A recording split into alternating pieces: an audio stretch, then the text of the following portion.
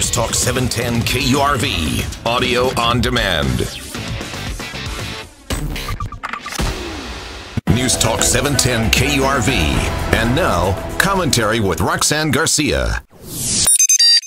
Blessed are the peacemakers, for they shall be called children of God. Matthew 5:9. Like you, my mind and heart has been fixated on the Dallas shootings.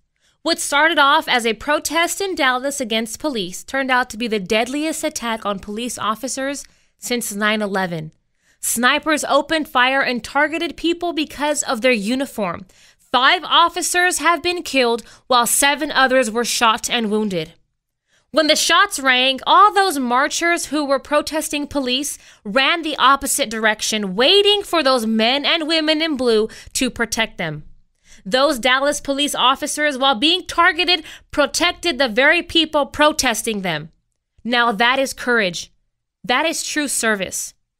Today, I want to specifically thank our men and women in blue. Thank you for risking your lives so that ours can be safer. Thank you for being a helping hand when someone is in need. Thank you for being a role model despite being unappreciated by many. Thank you for your bravery because you truly don't know if you'll be going home to your family after your shift ends. Thank you for the differences you make in our communities. Thank you for the hard work and dedication and for going beyond the call of duty. But just like I'm saying thank you, I also feel the need to say that I'm sorry. I'm sorry that we now live in a society that because of a few bad apples, the good ones are getting the short end of the stick.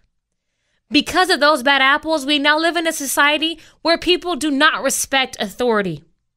I'm sorry that because of the media, you are all being looked at under a microscope and are walking on eggshells.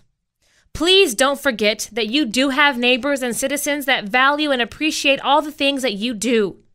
Be encouraged and continue to be honorable. You are the thin blue line, and all of us need you to remain unbroken.